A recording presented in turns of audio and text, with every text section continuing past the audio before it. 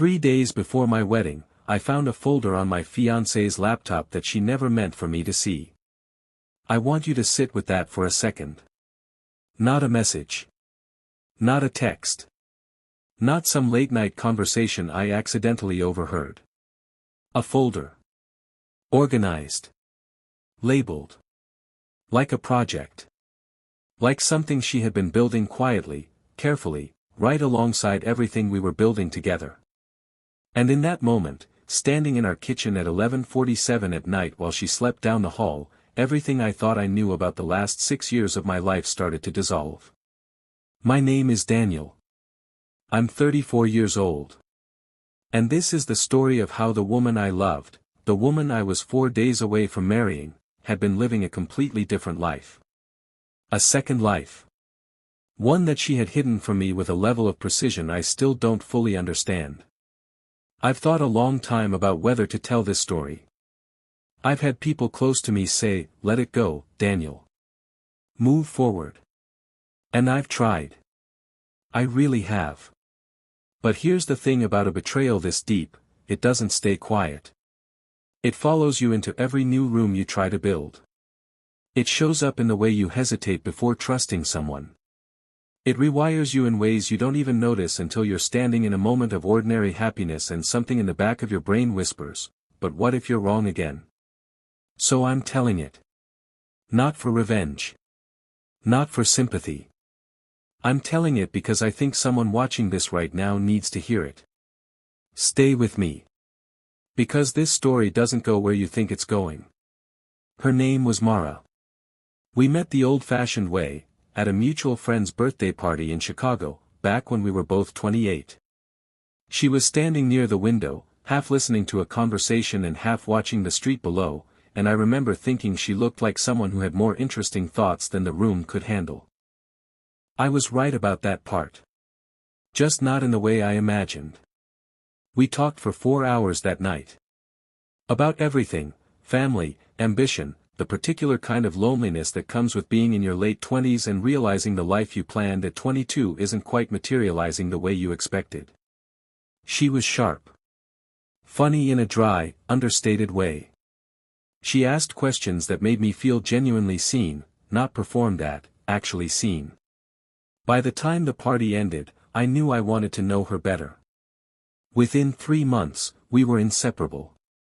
I want to be honest with you here, because I think it matters. Mara was not a villain in those early years. Or if she was the most convincing human being I have ever encountered. Because what I felt with her felt real. It felt earned. It felt like the kind of love that shows up after you've already made peace with the idea that maybe it wasn't coming. She moved into my apartment after 8 months.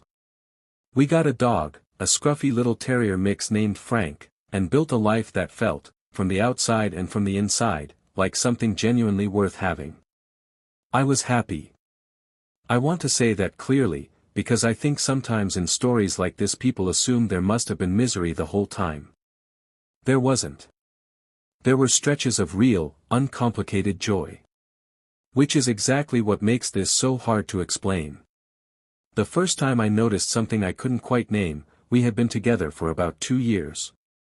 It was small. The kind of thing you file away without meaning to, and then forget, until later, when the folder in your brain gets too full and something finally falls out. We were having dinner with her older sister, Claire, at a restaurant in the West Loop. Just the 3 of us.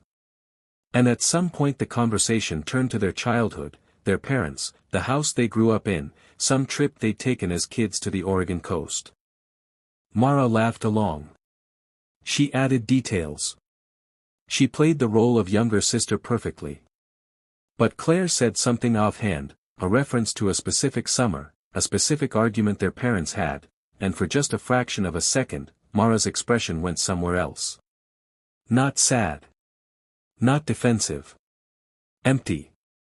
Like a screen going briefly dark before the image reloads. Then it was gone. She laughed. She moved the conversation forward. And I told myself I'd imagined it. I was good at that. Telling myself I'd imagine things. Stay with me, because that moment at dinner. I've replayed it hundreds of times since. And what I understand now that I didn't understand then is that I wasn't imagining anything. I was seeing something real. I just didn't have the context yet to know what I was looking at. That context was coming. It just took 4 more years to arrive. She said yes on a Tuesday in October. I had planned something low-key, which is what she always said she wanted, no grand public gestures, no restaurant proposals with a crowd of strangers watching. Just the two of us, early evening, on the rooftop of our building with the city doing its thing below us and Frank sitting between us like a small furry chaperone. She cried.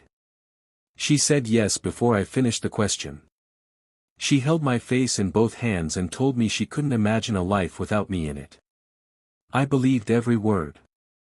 We spent the next 14 months planning a wedding. And in those 14 months, she was present. Engaged. Excited in a way that felt specific and real, not performative. She had opinions about flowers. She had strong feelings about the playlist. She argued passionately for a late afternoon ceremony and a venue that had exposed brick and string lights and no banquet hall energy. We booked the venue. We confirmed the caterer. We sent invitations to 120 people. And somewhere in the middle of all of that, while we were tasting cake and arguing over centerpieces and making a life together that felt more solid than anything I'd ever stood on, she was also doing something else entirely. I didn't know that yet. But I was about to find out. Because on a Thursday night in November, 3 days before we were supposed to stand in front of everyone we loved and make it permanent, I couldn't sleep. I went to the kitchen for water. Her laptop was open on the counter. And there it was. A folder. On the desktop. Named with a date. The date of our wedding. I should have closed the laptop and gone back to bed. I didn't. And that decision, that one sleepless, impulsive, 11:47 p.m. decision, cracked my entire world in half. What I found inside that folder didn't just tell me she had been lying. It told me I had never known her at all. I have tried to describe this moment to people close to me, and I always run into the same problem. Words aren't built for it. Not because it was so dramatic, it wasn't, not on the surface. I was just a man standing in a kitchen in his socks, holding a glass of water he hadn't drunk yet, looking at a laptop screen. No music. No warning. No cinematic build.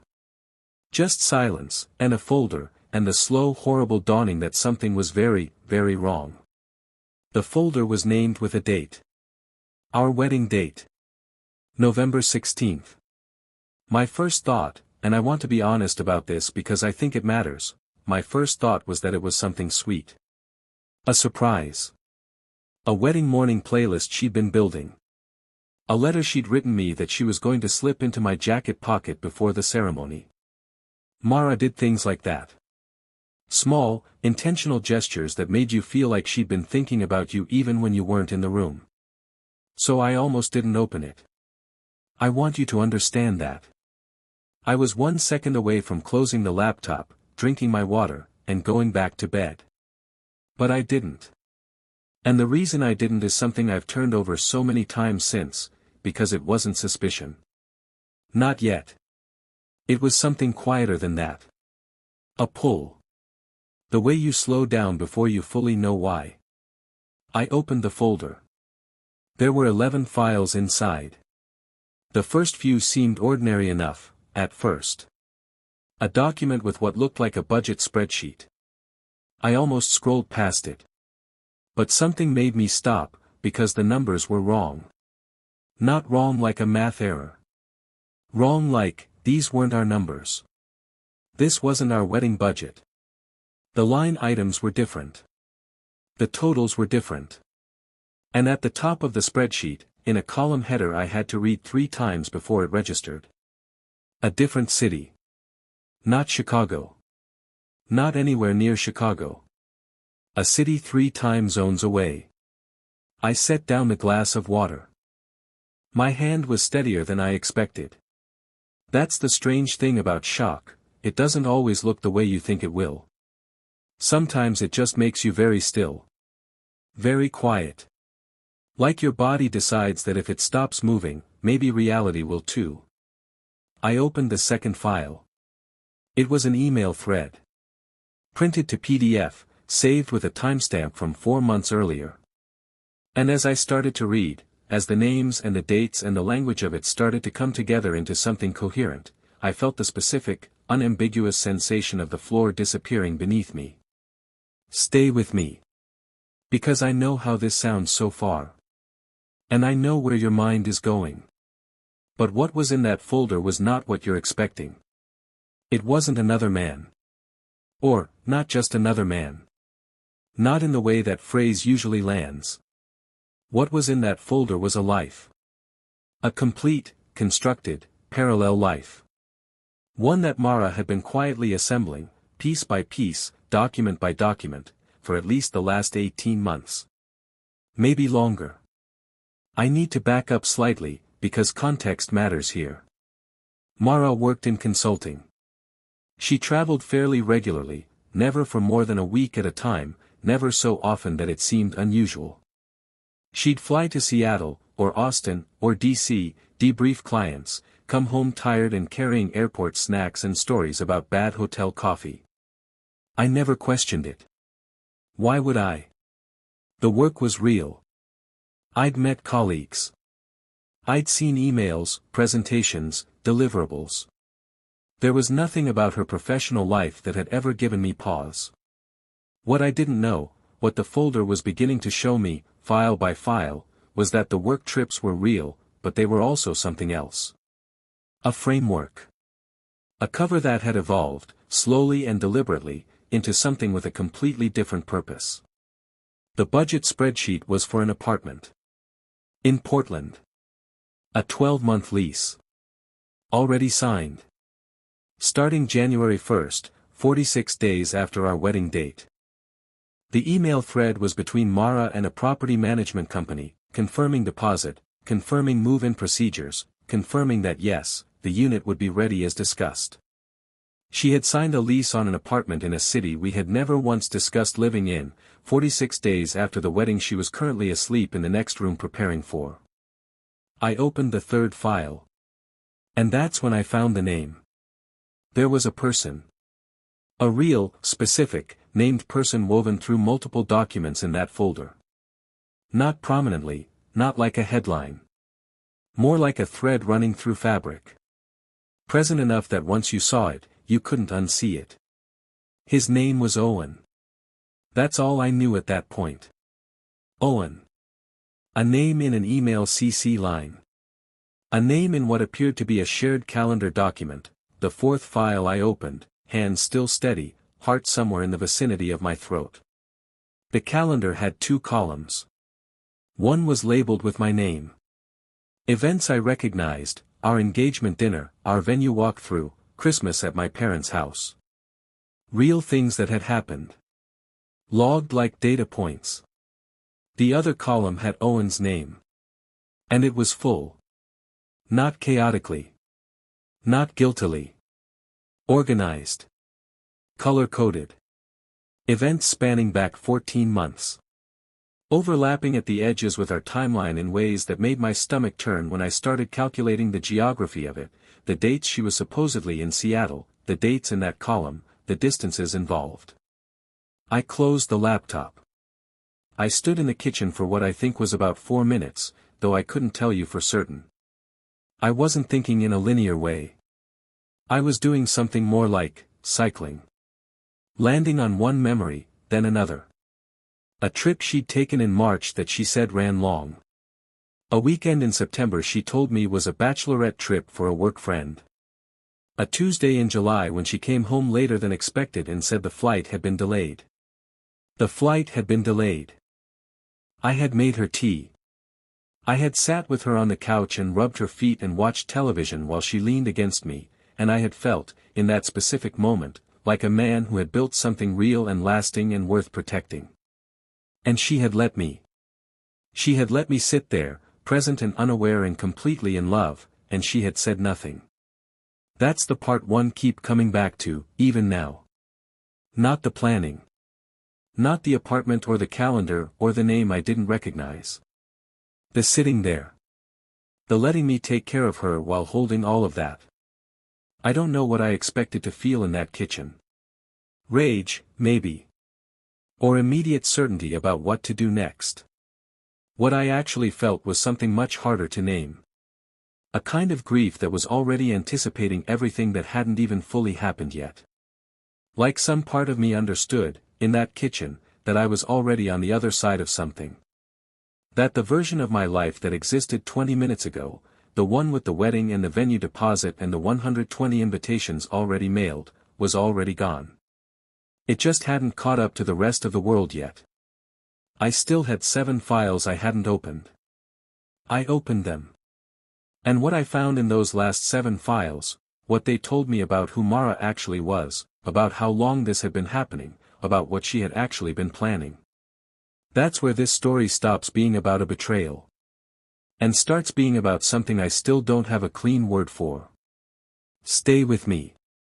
Because the next part is the part that changes everything you think you know about what I've just told you. There's a specific kind of reading you do when you're looking for evidence of something you don't want to find. It's not like normal reading. You're not moving through the words in order, building understanding the way you would with a book or an article. You're scanning. Jumping. Landing on a phrase and then immediately pulling back to look at the larger shape of it, trying to figure out, before you let yourself absorb any single detail, how bad the total picture is. I did that for about 40 minutes in that kitchen. By the end of it, I knew the following things. I knew that Mara had been in contact with Owen for at least 2 years. Not 18 months the way the apartment lease had suggested, 2 years. Which meant the overlap with our relationship wasn't a late-stage crisis or a moment of weakness that spiraled. It had started when we were happy. When we were solid. When, as far as I knew, there was nothing wrong. I knew that Owen lived in Portland. That he was, based on context I was piecing together from emails and what appeared to be a shared notes document, someone she had met through work, a client, or a former client, something in that professional orbit where the line between legitimate contact and something else could be kept deliberately blurry for as long as needed. I knew that the apartment lease was in both their names. I want to say that again clearly, because when I read it the first time I had to go back and check. The lease was in both their names. Not just hers. Not a place she was planning to live alone while she figured things out. A shared apartment. A domestic address. A place that had both of their names printed on a legal document, with a move-in date 46 days after our wedding. She wasn't leaving me for him eventually. She had already decided exactly when. The 7th file was a letter. Not sent, saved. Drafted and saved in a folder that, I now understood, had been organized with the kind of deliberate care you give to something important. Something you intend to return to. It was addressed to me. I don't think I can fully describe what it does to you, finding a letter addressed to you that you were never meant to find. It has this particular quality of wrongness, like walking into a room in your own house that you didn't know existed. I read it standing up. I didn't sit down. I'm not sure why, some part of me must have understood that sitting would have made it too real, and some animal part of my brain was still operating under the illusion that staying on my feet meant I could still move if I needed to. The letter was not cold. That's the thing I wasn't prepared for. I think I had started to construct a version of Mara in my mind, in those 40 minutes of reading, that was strategic, clinical, deliberately deceptive in a way that required a certain kind of emotional vacancy. A person who could do this cleanly, without feeling it, because feeling it would have made it impossible to sustain. The letter didn't read that way. It read like someone in real pain. Someone who had spent a long time trying to figure out how to do something she knew was going to cause damage and hadn't found a version of it that didn't hurt. She wrote about us, about our years together, in a way that was specific and honest and, if I'm being truthful, more articulate about what we had than most of the things she'd said to me out loud. She said she had loved me. Past tense, but present tense in the way she described it, like it hadn't stopped so much as it had become insufficient. Like what she felt for me was real and had been real, and the problem wasn't that it was a lie. The problem, according to the letter, was that she had been lying to herself first. She wrote that she had known, for a long time, that something in her didn't fit the shape of our life together. That it wasn't about what I'd done or hadn't done, she was clear about that, almost insistently so. She wrote about Owen the way you write about something inevitable. Not a choice, exactly. More like a direction she'd been moving in without fully acknowledging it until she was already too far gone to redirect.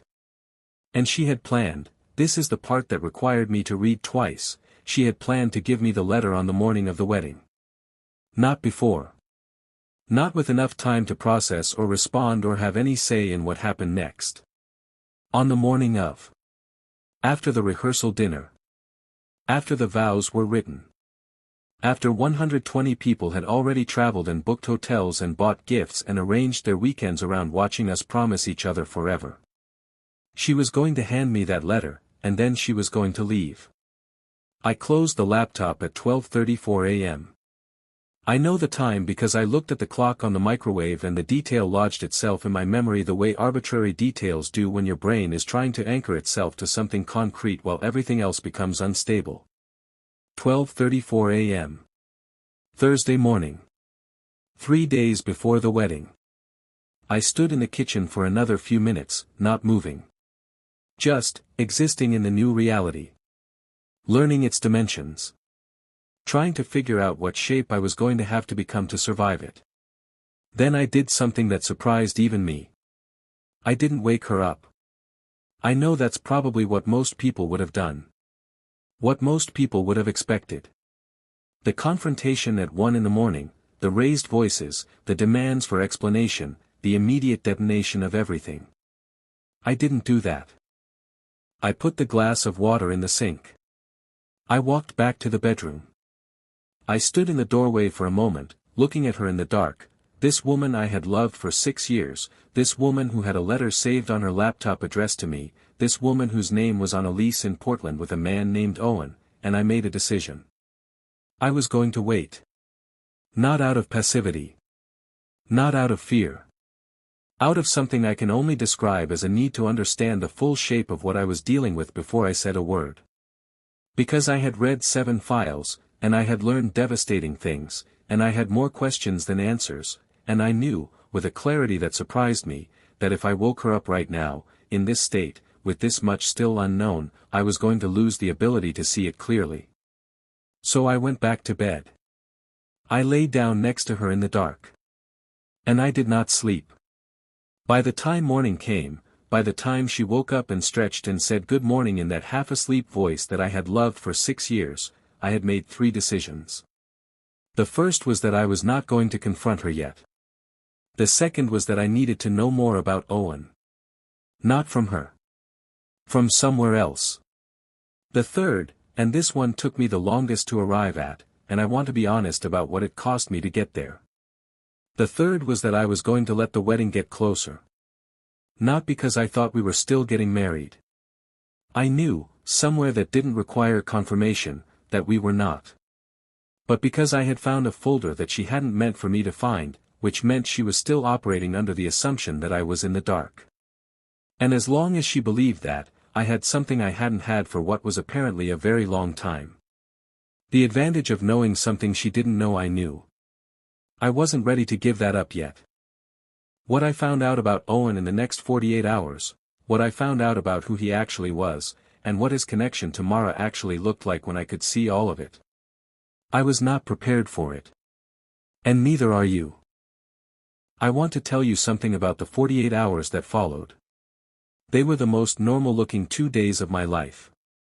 That's the part that still gets me when I think about it. From the outside, from Mara's perspective, from anyone who saw us during that window, everything was fine. Everything was exactly what it was supposed to be.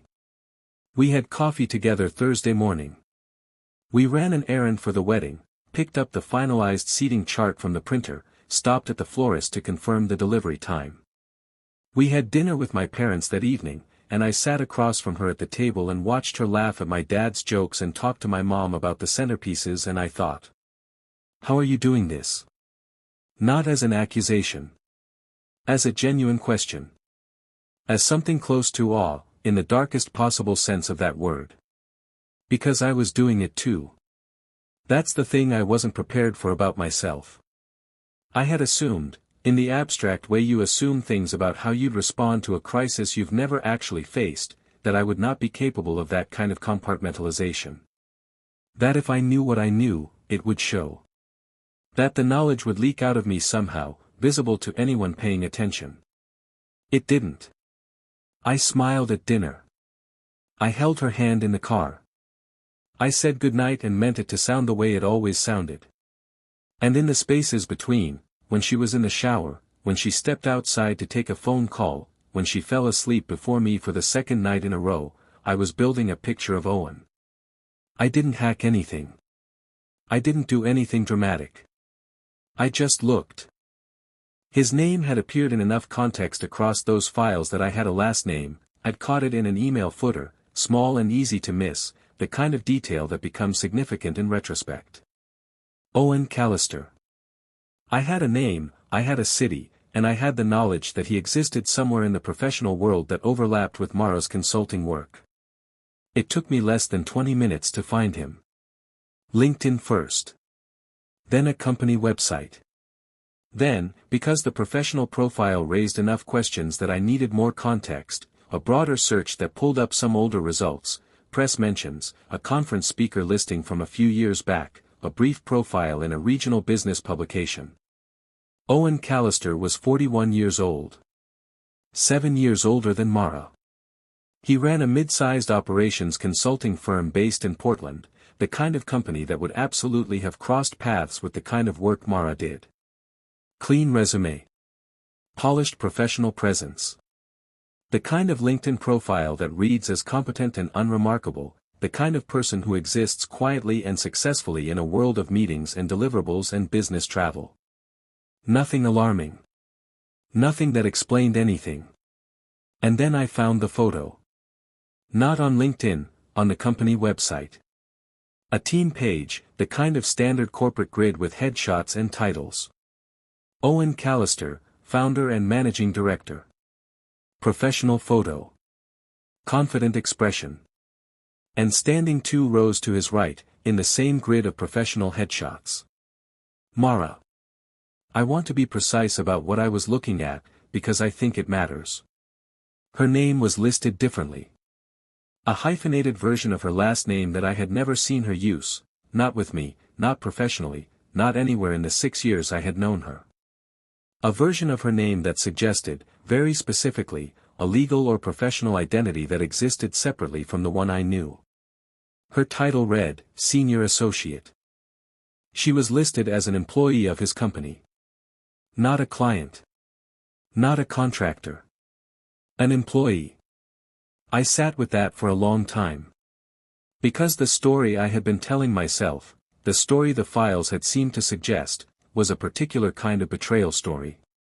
Woman leads double romantic life, compartmentalizes 2 men, eventually chooses. Painful, yes. Devastating, yes. But a shape I could at least recognize.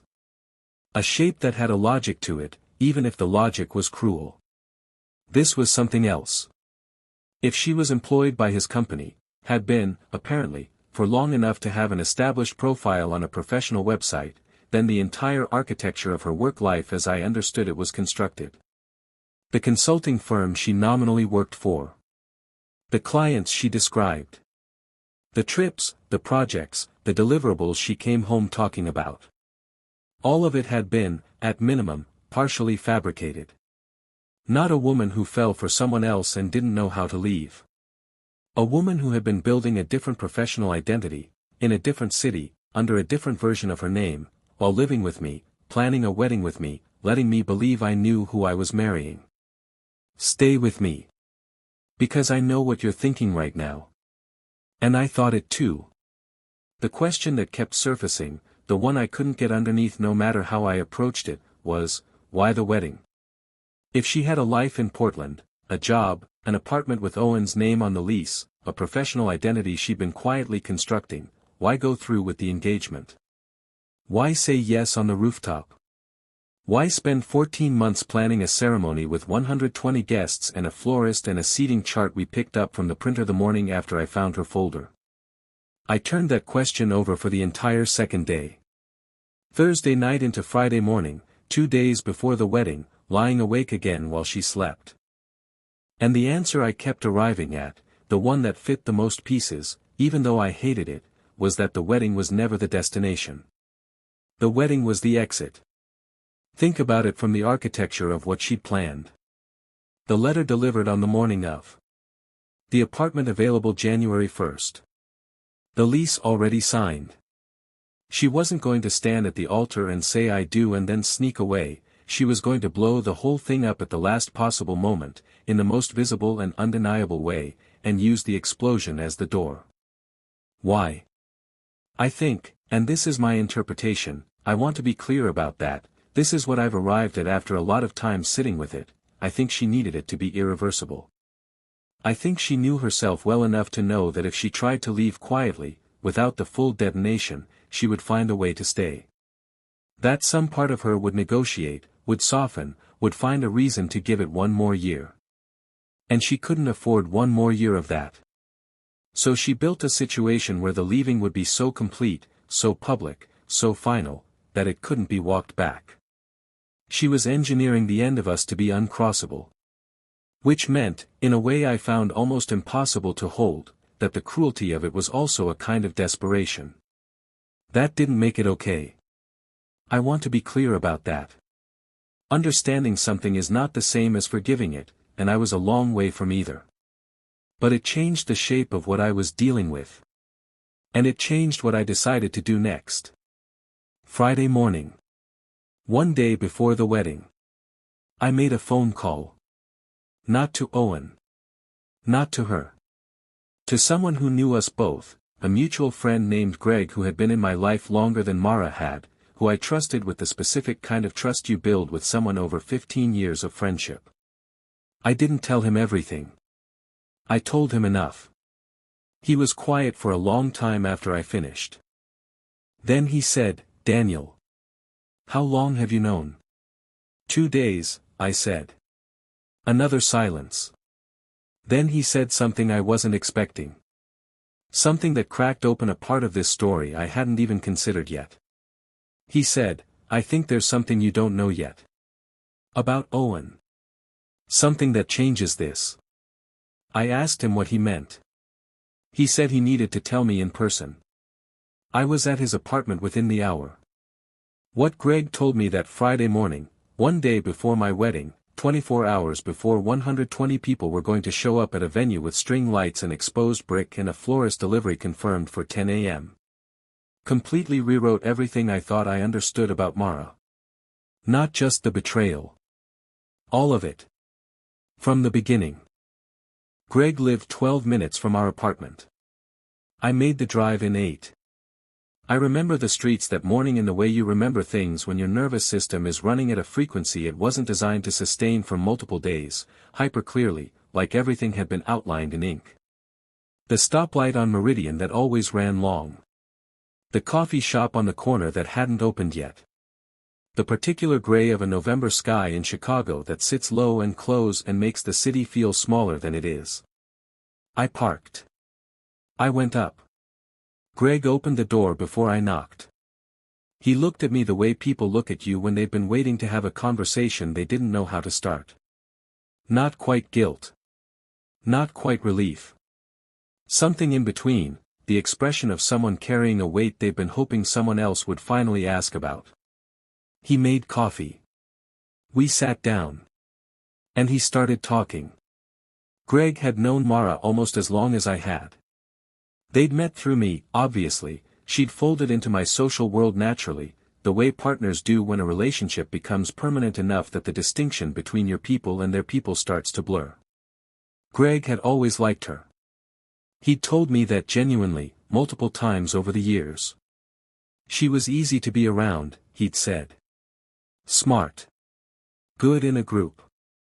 What he hadn't told me, what he was telling me now, sitting across from me in his apartment with his coffee going cold, was that about 8 months ago, he'd seen something. He'd been in Portland for a work trip. 2 nights, a conference downtown, the kind of routine professional travel that fills a calendar without leaving much impression. On the second evening he'd gone to dinner alone at a restaurant near his hotel, a place he'd picked at random, nothing special, and he had seen Mara. Not from a distance. Not a glimpse across a crowded room that he could have second-guessed. She was at a corner table. Seated across from a man Greg didn't recognize. And they were not behaving like colleagues. He said he'd stopped in the entrance of the restaurant for long enough that the host had asked him twice if he needed a table. He said his first instinct was that he was wrong, that it was someone who looked like her, because the alternative was something he didn't know what to do with. But it was her. She looked up at some point, not at Greg, just a general scan of the room the way people do in restaurants, and for 1 second their eyes met. She recognized him immediately. Greg told me her expression did something he had never seen a human face do before. In the span of about 2 seconds, he watched her cycle through recognition, panic, calculation, and then, resolution. Like a decision being made in real time, right there on her face, before she smoothed it all back into something neutral. She gave him the smallest possible nod. Almost imperceptible. And then she looked away and continued her dinner. I asked Greg why he hadn't told me. He was quiet for a moment. Then he said, because I wasn't sure what I saw. And because telling you something like that, if I was wrong, or if it was nothing, or if you two had some kind of arrangement I didn't know about, I wasn't willing to do that to your relationship based on a dinner I saw in Portland. I understood that. I didn't like it, but I understood it. I asked him what changed. Why was he willing to tell me now? He said, because of what happened after. 2 weeks after Portland, Greg had gotten a message. From Mara. Not a call. A message, sent from a number he didn't have saved, which she identified as herself in the first line. Brief. Direct. The kind of message that had clearly been composed carefully, with the specific economy of someone who didn't want to leave more in writing than was absolutely necessary. She thanked him for his discretion. That was the word she used. Discretion. She said she knew what he'd seen, and she appreciated that he hadn't said anything. She said she was handling a complicated personal situation and she would appreciate his continued patience. She said she knew this put him in a difficult position and she was sorry for that. She did not explain anything. She did not ask for anything directly. She simply acknowledged, thanked, and closed. Greg said he had stared at that message for 3 days trying to figure out what to do with it. He hadn't responded. He'd saved it, some instinct telling him to keep it, even though he didn't know what for. And he'd been sitting with it ever since, telling himself it wasn't his place, that there was probably an explanation, that relationships were complicated and he didn't have full context. And then I'd called him that morning. And he knew. He pulled out his phone. He showed me the message. I read it twice. Handled in her voice, unmistakably. The measured tone. The careful calibration of how much to acknowledge without actually explaining. It was one of the things I had always admired about the way she communicated, the precision of it, the way she could convey a great deal while technically saying very little. I had loved that about her once. Sitting in Greg's apartment reading a message she had sent to manage a witness to her double life, I understood it differently. But here is where the story shifts again. Because Greg wasn't finished. He said, there's something else. About the man she was with at dinner. I looked him up. After I got her message, I needed to understand what I was sitting on. So I did some looking. I asked him what he'd found. Greg set his coffee down. He looked at me directly in the way he does when he's about to say something he's measured carefully. He said, Daniel, Owen Callister isn't just her boyfriend. He's not just her employer. He paused. He said, I think he's her husband. I need you to stay with me here. Because I know how that lands. I sat in Greg's apartment and I let that sentence rearrange everything. Not boyfriend. Not the man she was leaving me for. Not even the man she'd been secretly working for while planning our wedding. Husband. Greg had found a marriage record. Not easily, it had taken some deliberate digging, a combination of public records and a mention in a regional newspaper announcement that was brief enough to miss if you weren't specifically looking. But it was there. Mara and Owen Callister. Married in a small private ceremony. The date on the record was 3 years ago. 3 years ago. Which meant that when I proposed on that rooftop, when she held my face in her hands and cried and said yes before I finished the question, she had already been legally married to someone else for over a year. Which meant that our engagement, our entire 14 months of wedding planning, every deposit we'd paid and invitation we'd sent and vow we'd written, would have been, legally, nothing. She couldn't have married me. She was already married. And she had let it get all the way to 3 days before the ceremony before she planned to tell me. Not because she forgot. Not because she didn't know how. Because she needed it to be this far gone before she could make herself go. I sat in Greg's apartment on a gray November Friday, one day before 120 people were going to arrive at a venue expecting a wedding, and I understood for the first time the full architecture of what had been built around me. Not just a betrayal. A cage, constructed so carefully I had lived inside it for years without ever finding a wall. And now I had one day to decide what I was going to do with that. One day. The venue was booked. The flowers were ordered. My parents were already in town, staying at a hotel 6 blocks from where I was sitting. And the woman who had been quietly, methodically, building her exit for the last 3 years was at our apartment right now. Waiting for tomorrow. Not knowing that I knew. Not knowing that everything had just changed. I drove home slowly. Not because I was calm. Because I didn't trust myself to drive any other way. My hands were on the wheel and my eyes were on the road, and somewhere behind all of that, in the part of my brain that had been running at emergency capacity for 60 hours straight, something had gone very quiet. Not peaceful quiet. The quiet of a system that has taken on more than it was built for and is now operating on something beyond its normal range. Past the point where feelings announce themselves clearly. Into the territory where everything just becomes, very still, and very clear, and very cold. I knew 3 things with absolute certainty by the time I pulled back into our parking spot. 1. Mara was legally married to Owen Callister. Had been for 3 years. Had been for the entire length of our engagement. Had been when she said yes, when she cried, when she held my face. 2. She had constructed a professional identity in Portland, a job, a name, a life, that existed in parallel to everything I knew about her, maintained across dozens of work trips, hundreds of small details, 6 years of close proximity to someone who loved her and trusted her completely.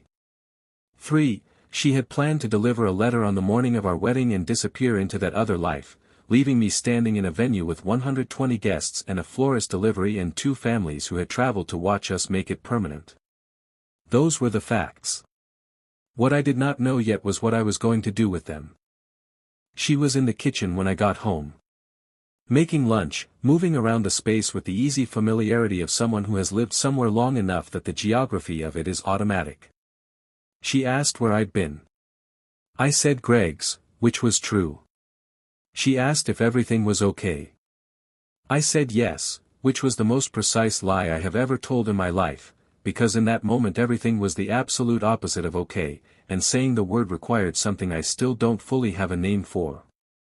She handed me a sandwich. I ate it. We sat at the same table where I had drunk my coffee that morning and made my 3 decisions, and we had lunch together, and she talked about the rehearsal dinner that evening, what time we needed to leave, whether I'd confirmed with my brother about the toast, whether she should change before we went or if what she was wearing was fine. I answered every question. I watched her the entire time. And this is the part one want to be honest about, because I think it's the part that's hardest to explain and also the most important. I was not watching her with hatred. I know that might be surprising. I think it surprised me. After everything Greg had told me that morning, after the marriage record and the message and the Portland restaurant and the folder and the 2 nights of not sleeping, I think I had expected that being in the same room as her would feel like standing next to something dangerous. Something I needed to get away from. It didn't feel like that. It felt like grief. Like sitting with someone you already know you're losing, before they know it too. Like the particular sadness of a last thing that doesn't know it's the last thing yet. She was laughing about something, some minor logistical absurdity of wedding planning. The florist had called that morning about a substitution in the bouquet, something with dahlias, and the laugh was real. I knew her laugh well enough to know when it was performed and when it wasn't, and this was real. And I thought, who are you?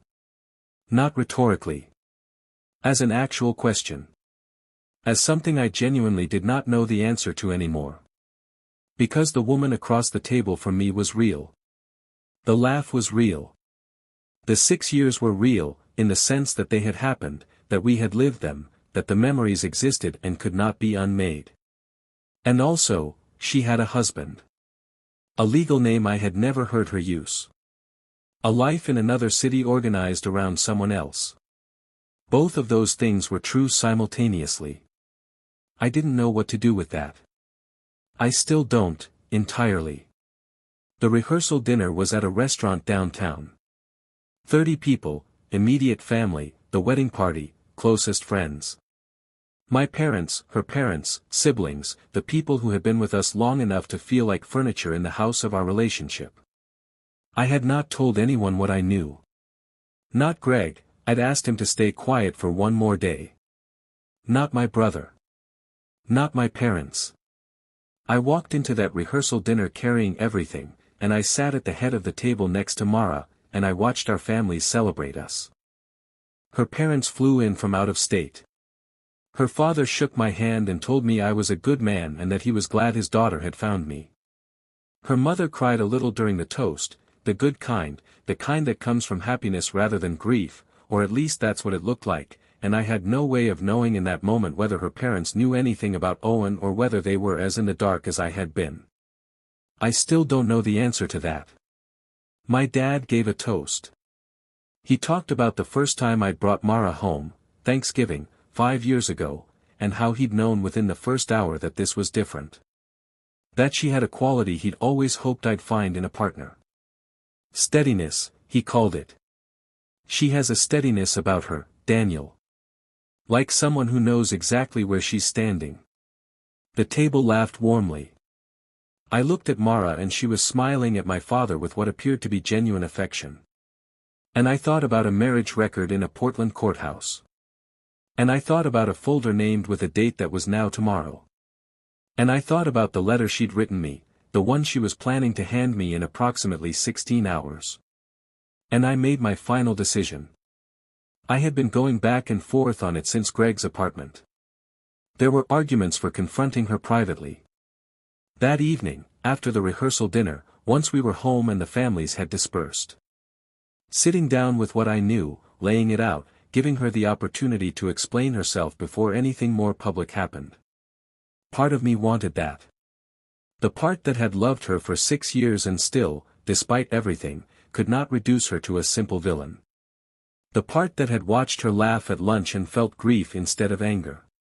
That part wanted a private accounting. A real conversation. Something that honored the complexity of what we had been to each other even as it ended it. But there was another part. A part that kept returning to 120 people. To my father's toast. To her father's handshake. To the florist delivery confirmed for 10 a.m. and the photographer arriving at noon and the 120 chairs arranged in rows in a venue with string lights and exposed brick. A part that kept returning to the letter. She had planned to hand me that letter on the morning of our wedding. She had planned to let it get all the way there, all the way to the day itself, with everything in place and everyone assembled, before she pulled the pin. And I kept asking myself, why should I give her a quieter exit than the one she planned for me? Not out of revenge. I want to be precise about that, because I think the distinction matters. Not to hurt her the way she had planned to hurt me. But because there was something in the private confrontation that felt, to me, like absorbing the consequences of her choices on her behalf. Like making it easier for her than she had made it for me. And I had been making things easier for her for 6 years without knowing it. I was done with that. So I made my decision. And then I went home and I got into bed next to my wife-to-be, who was already legally someone else's wife, and I looked at the ceiling, and I waited for the last time for morning to come. Tomorrow was going to be different than anyone in that venue expected. Including Mara. Stay with me. Because what happened at the wedding, what I did, what she did, what came out in front of those 120 people, is not what you're picturing. Not even close. The morning of my wedding, I woke up at 6:11 a.m. Not because of an alarm. I just surfaced. Like a system coming back online after a long forced shutdown. Eyes open, ceiling above me, the particular stillness of a room before the day has claimed it. Mara was still asleep beside me. I lay there for exactly 4 minutes. I know because I watched the clock. And in those 4 minutes I did something I hadn't been able to do in 3 days, I stopped thinking entirely. Not meditation, not peace. Just the temporary mercy of a mind that had finally run out of road and needed 4 minutes of nothing before it could continue. Then I got up. I showered. I made coffee. I sat at the kitchen table, the same table where I'd eaten the sandwich, where I'd made the decisions, where this whole silent internal war had been conducted across ordinary meals and ordinary mornings, and I drank the coffee and I watched the sky outside go from dark gray to light gray to the pale flat white of a November morning in Chicago. At 8:14 a.m., Mara came into the kitchen. She was in a robe, hair still loose, and she looked the way she always looked in the morning, slightly soft, slightly unguarded, the version of her that existed before the day's performance began. She poured herself coffee. She looked at me over the rim of the mug and she smiled. She said, "Today's the day." I said, "Yeah. Today's the day." She had no idea what that meant coming from me.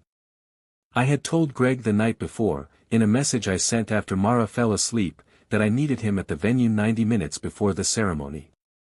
Not in his groomsman capacity, he was already going to be there for that.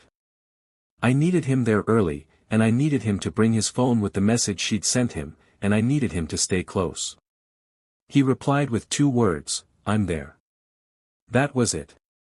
No questions. 15 years of friendship doing the work that a longer conversation couldn't. I had also, and this is the part one want to explain carefully, because I think the instinct behind it matters, I had also sent an email the night before to a family attorney. Not to initiate anything official. Just to document. I had taken photographs of the screen during those 40 minutes in the kitchen, the files, the folder, the lease, the calendar, the letter, and I'd forwarded them with a brief explanation and asked him to hold them. To have a record that existed somewhere outside my own memory and my own devices. Because I understood, by that point, that whatever happened at the venue was going to be contested. That Mara was intelligent and composed and extraordinarily skilled at constructing a version of events that served her purposes. And I needed there to be a version of the truth that couldn't be revised.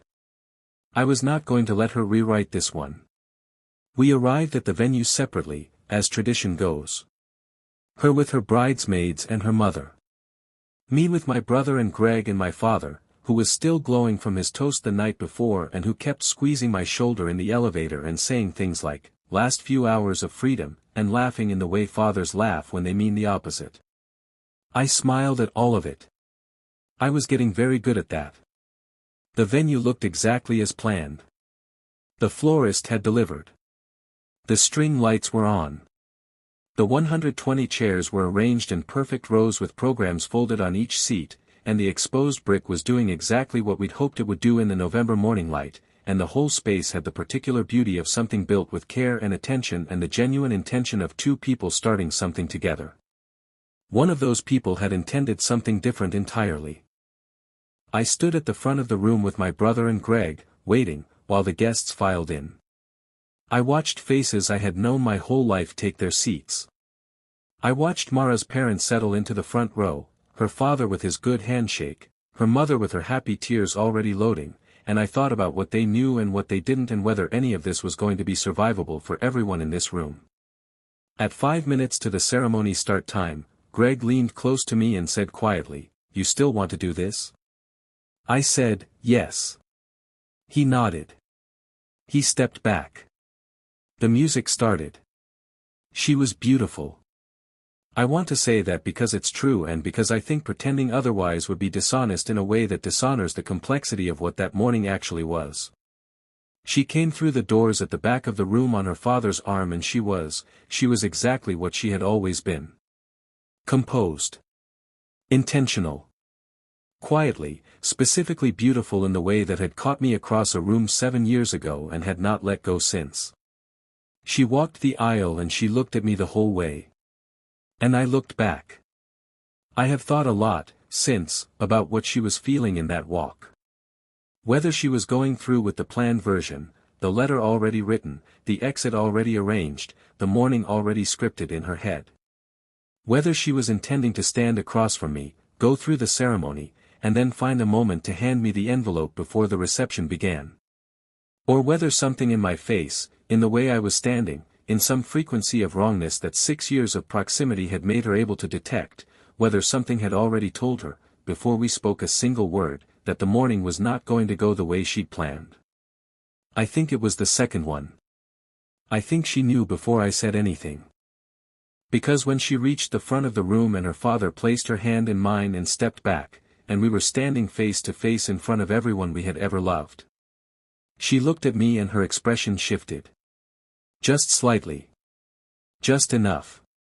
The composure was still there on the surface. But underneath it, in the specific geography of her eyes that I had spent 6 years learning to read, there was the look of someone who has just realized they have miscalculated. The officiant welcomed everyone. He began the ceremony. And after the welcome, before the vows, there is traditionally a moment, a brief structural pause while the room settles, while the couple faces each other, while everything becomes official. A moment of maybe 15 seconds where it is simply two people standing together at the front of a room. I used that moment. I did not raise my voice. I want to be clear about that. This was not a scene, not in the dramatic, performative sense. I leaned toward her very slightly, and I spoke at a volume that was meant for her and only her, though in the absolute silence of a room waiting for a ceremony to continue, I understood that it would carry further than I intended. I said, "I know about Owen." 3 words. I watched them land. What happened next, what crossed her face in the 2 seconds after I said those words, what she did, what she said, what the room became in the minutes that followed. I have never told this part to anyone outside of a small circle of people who were there. And I want to tell it right. So stay with me through the next part. Because this is the moment everything that had been built, all 6 years of it, all the layers of it, all the careful architecture of what she had constructed, came apart. Not the way she planned. The way I decided. Here is what I remember about the silence that followed. It lasted approximately 4 seconds. I know that doesn't sound like much. But I want you to understand what 4 seconds of silence feels like inside a room of 120 people who were, until that moment, waiting for a wedding ceremony to continue. It feels geological. It feels like something shifting beneath the surface of everything, slow and enormous and irreversible. Mara did not move. She did not look away. She did not look around the room. She did not reach for an explanation or a deflection or any of the tools she had spent years using with extraordinary skill. She just stood there, holding my hands, looking at me, and I watched the full architecture of what she had built come apart behind her eyes. Not dramatically. That is the thing I keep coming back to when I try to describe it to people who weren't there. It wasn't dramatic. It was quiet. The way a building doesn't always fall outward in a collapse, sometimes it just folds into itself, floor by floor, and from the outside it almost looks peaceful. That was her face in those 4 seconds. Something folding inward. Quietly. Floor by floor. Then she said my name. Just my name. Nothing else. And the way she said it, not as a question, not as a denial, not as the beginning of an explanation, told me everything about what she was choosing in that moment. She was not going to pretend. I had braced for the other version. I had genuinely prepared myself for the possibility that she would look at me and say, "What are you talking about?" And then I would have to do this a different way, harder, more public, more painful for everyone in the room. I had prepared for performance, because performance was what I had come to understand was in her range. She didn't perform. She said my name and her eyes filled and she exhaled, a long, slow exhale that I recognized, because I had heard it before in our relationship in the moments when she was setting something down that she had been carrying. And I understood that she was setting this down. All of it. Right there. In front of everyone. The officiant said, very gently, "Should we take a moment?" Neither of us answered him. What happened next happened in a sequence I am going to walk through carefully, because I think the details matter and because I have spent a long time making sure I remember them accurately. Mara let go of my hands. Not roughly. Not dramatically. She simply released them. And then she took one small step back, and she looked at me for another moment, and then she looked out at the room. At her parents in the front row. At her mother whose happy tears had frozen somewhere in their tracks. At her father whose expression had shifted from pride to something I can only describe as the specific terror of a parent who suspects they are about to witness something they cannot protect their child from. She looked at my parents. My father, who had toasted her steadiness the night before, now watching from the front row with an expression that hadn't found its shape yet. She looked at Greg, who was standing to my left, and something passed between them, a recognition, an acknowledgement, and she closed her eyes briefly, and when she opened them again I could see that she had made a decision. She turned back to me.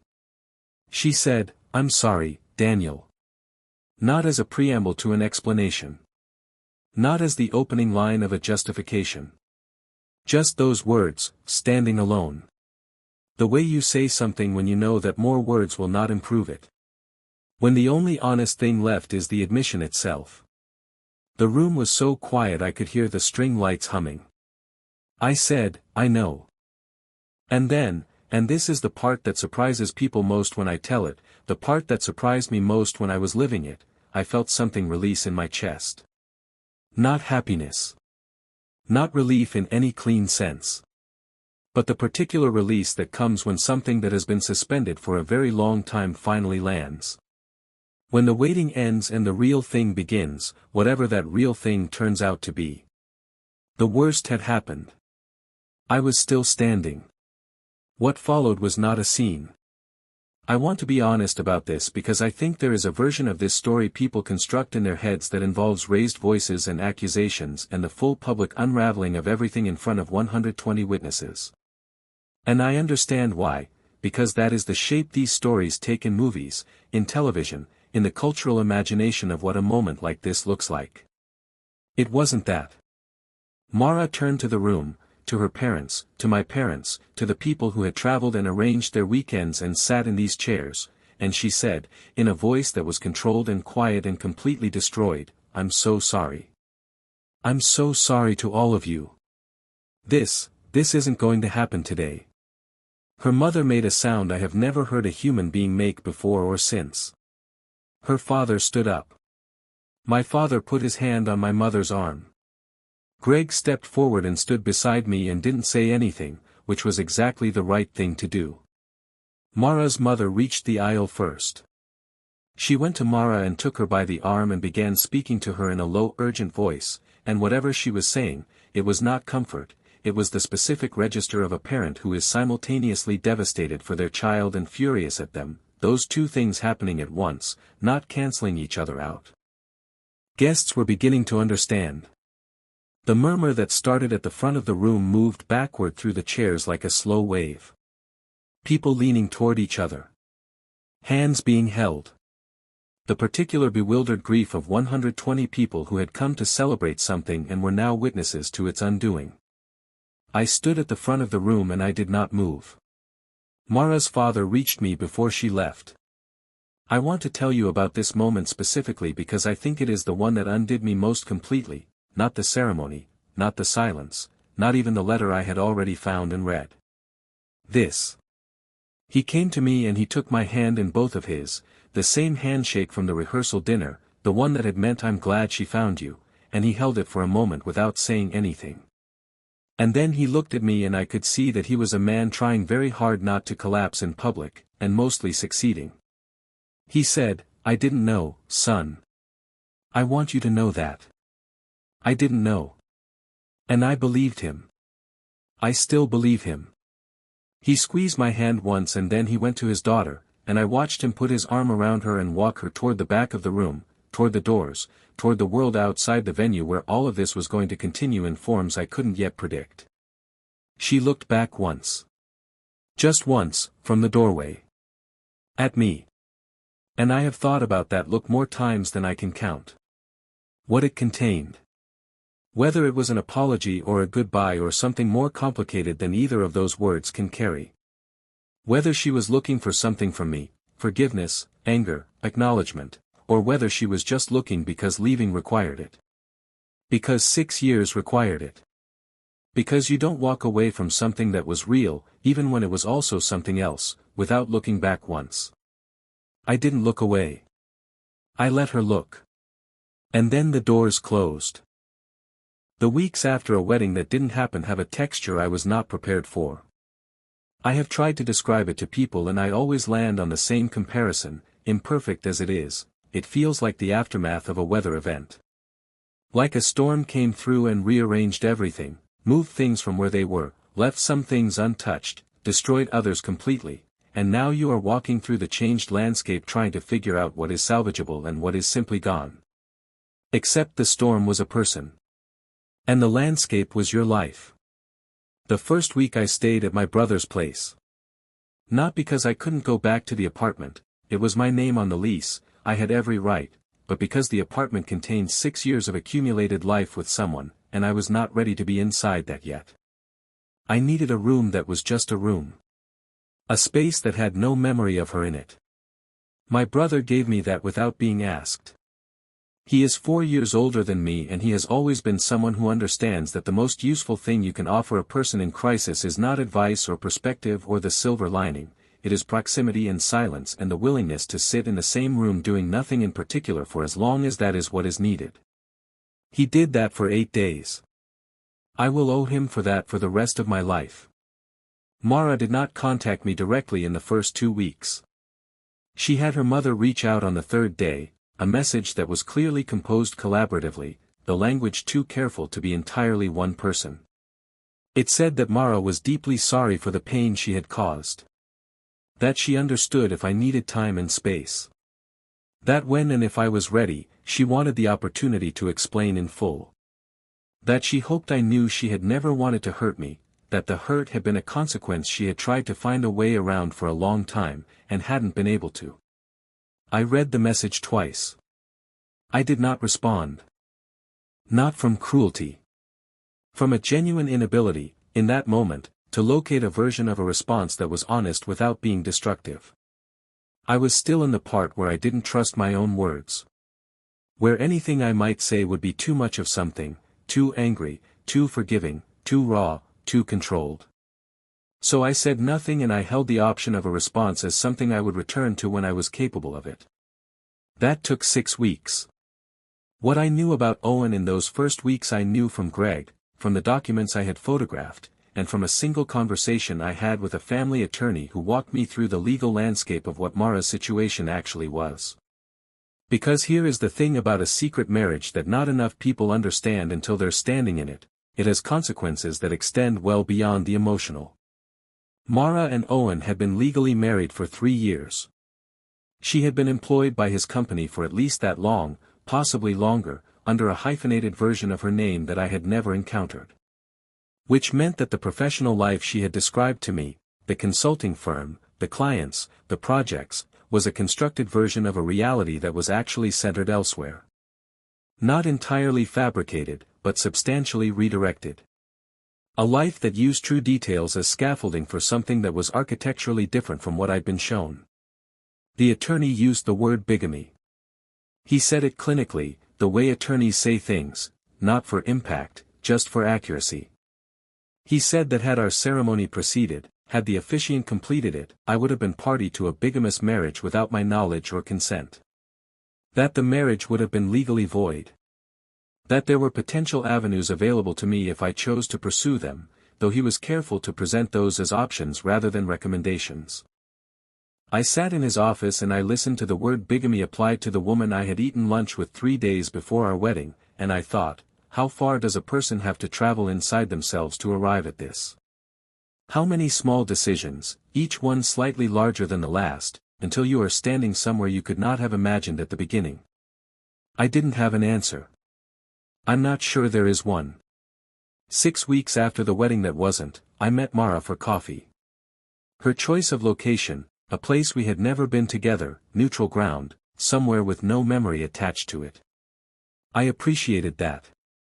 It told me she had thought carefully about the logistics of the conversation, which was very her, and for a moment sitting down across from her I felt the specific disorientation of recognizing someone deeply while also not recognizing them at all. She looked tired. Thinner than she had been. The particular kind of tired that isn't about sleep. She talked for a long time. I mostly listened. What she told me in that coffee shop filled in the pieces I hadn't been able to source from documents and searches and second-hand accounts. She told me about Owen, how they'd met, how it had started, how she told herself for the first year that it was temporary, that she would find a way to end it and stay in her real life, the life she'd built with me. She told me about the point at which she understood that wasn't going to happen. That she had feelings she didn't know how to resolve, an identity she'd been suppressing that had found its way out through him, a version of herself that existed in Portland that felt more truthful than the version that existed in Chicago. She told me she had been trying to leave for 2 years. That every time she came close she would look at what we had, at me, at our apartment, at Frank sleeping on the couch, at the life we'd assembled so carefully, and she would not be able to do it. That the wedding had been, as I had suspected, a kind of forced commitment device. A way of making the ending so large and so final that she couldn't negotiate her way back from it. I asked her about her parents. Whether they'd known. She said no. Categorically. Her parents had known nothing. The calls she'd had with her mother in the weeks since had been, she said, the hardest conversation of her life. I believed her about that too. I asked her one more question. The one I had been carrying since the kitchen at 11:47 p.m. on that Thursday night. I asked, was any of it real? She didn't answer immediately. She looked at her coffee and she was quiet for a moment, not constructing an answer, I think, but locating one that was honest. Then she said, all of it was real. That was the problem. I have thought about that answer more times than I can count. All of it was real. That was the problem. Because I think what she meant, and I could be wrong, I am one person interpreting another person's most complicated truth, is that the love wasn't the lie. The life in Portland wasn't built because what we had was insufficient or false. It was built because she contained more than one true thing, and she had not known how to hold them simultaneously, and the longer she tried the more pressure built until the only option left was a detonation she could engineer or a collapse she couldn't control. She chose the detonation. She chose it imperfectly, at enormous cost to both of us and to everyone who loved us. I don't forgive her. I want to be honest about that. Not because I haven't tried, but because forgiveness is something I understand as a process rather than a decision, and I am somewhere in the middle of it, and I am not going to tell you I have arrived somewhere I haven't. But I also don't hate her. And that ambivalence, that refusal of the clean narrative where there is a villain and a victim and a lesson and a resolution, is the thing I have had to make peace with. Not the betrayal. The complexity of what came after it. Frank is with me. We had a brief, strange negotiation about the dog, strange because of all the things to navigate in the aftermath of a life dismantled. The question of who keeps the terrier should not have been one of the harder ones, and yet somehow it was. Maybe because Frank was the most uncomplicated love in the whole story. He never knew anything was wrong. He was just there, on the couch, faithful and oblivious and warm. She let me keep him. He is asleep at my feet as I record this. The apartment is different now. I moved some things. Got rid of others. It is recognizable as the same space, but it has been adjusted. The way you adjust to something that happened to you, not by erasing it but by learning to live in the same room as it. That is, I think, what I am doing now. Living in the same room as it. If you have watched this far, if you have stayed with me through all of it, I want to say something to you directly. Not advice. I am not qualified to give advice about any of this. But an observation. The thing that nearly broke me was not the betrayal itself. It was the discovery that I had trusted my own perception of reality completely and had been wrong. That the intimacy I thought I had, the knowing of another person, the 6 years of accumulated closeness, had not protected me from fundamental unknowing. That you can love someone, really love them, and still not see them. That scared me more than anything else in this story. It still does. But here is what I have also learned, on the other side of it. Being wrong about someone does not mean you were foolish to trust them. It means you are human. It means you gave something real to someone who was not able to receive it cleanly. And that, the giving of it, the realness of it, that was yours. That belonged to you. She could not take that with her when she left. Neither could she give it back. But it was mine. It still is. If something in this story resonated with you, if some part of what I've described sounds like something you are living or have lived, I hope you know that the version of you that trusted, that built, that loved without knowing the full picture. That version of you was not a fool. That version of you was just someone who hadn't found the folder yet. And if you haven't subscribed yet, if this is the first time you found this channel, please do. There are more stories here. Different shapes of the same question: what do we do when the people we trust most turn out to be people we didn't fully know? I don't have a final answer. But I think the asking of it matters. Stay with me.